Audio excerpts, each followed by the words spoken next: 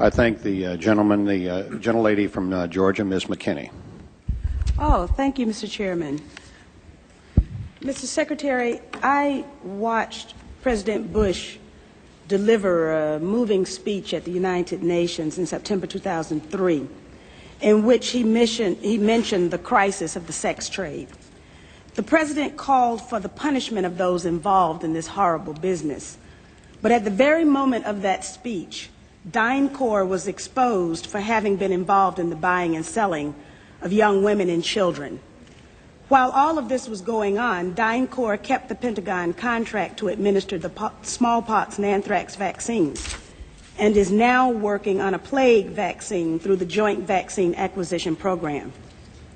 Mr. Secretary, is it policy of the U.S. government to reward companies that traffic in women and little girls? That's my first question. My second question, Mr. Secretary, according to the Comptroller General of the United States, there are serious financial management problems at the Pentagon, to which Mr. Cooper alluded. Fiscal year 1999, $2.3 trillion missing. Fiscal year 2000, $1.1 trillion missing. And DOD is the #1 reason why the government can't balance its checkbook. The Pentagon has claimed year after year that the reason it can't account for the money is because its computers don't communicate with each other. My second question, Mr. Secretary, is who has the contracts today to make those systems communicate with each other? How long have they had those contracts? And how much have the taxpayers paid for them? Finally, Mr. Secretary, after the last hearing, I thought that my office was promised a written response to my question regarding the 4 war games on September 11th.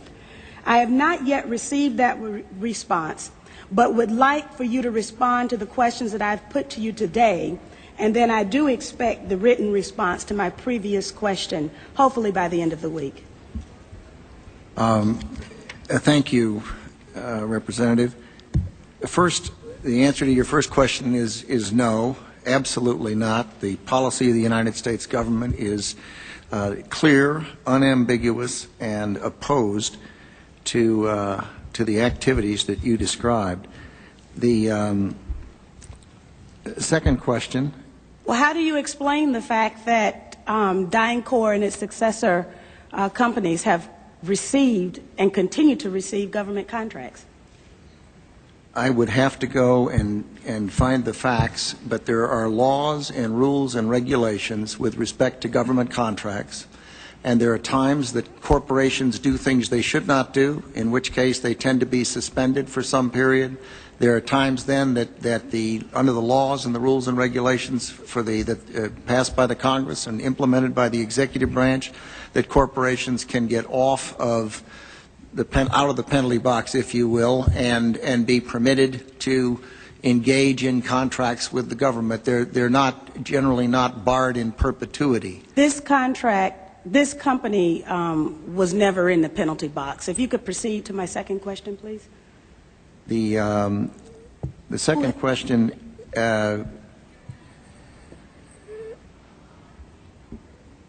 I've forgotten what the second question was.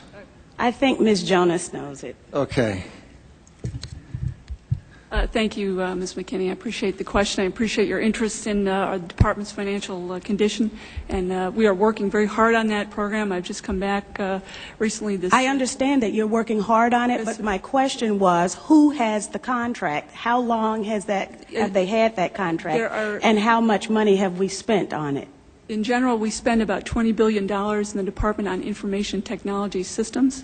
The accounting systems are part of that. I can get you the exact number for the record of what we spend on our current, what we call legacy systems, and those that we're moving toward. And who has the contracts? That would be a multitude of individuals. Could you name some, please? Well, I think off the top of my head, well, I would rather not. I'd rather provide that for the record. That's not privileged information, is it? I'm sure it's not. Well, please. Yeah.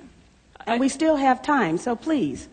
I would be glad to provide for the record. I don't want to talk from the top of my head and be incorrect. On your first question, I'm advised by Dr. Chu that it was not the corporation that was engaged in the activities you characterized, but I'm told it was an employee of the corporation, And it was some years ago in the Balkans that took place. It's my understanding that it continues to take place, and Is that right? Yes. Well, if and you can give me information to that I'm effect, sure we you will. are interested in all of the information that I have, and I'll be more than happy to provide it to you. Good, thank you. But I would also like to get information from you. Okay. For example, the information that I just requested about who has those contracts.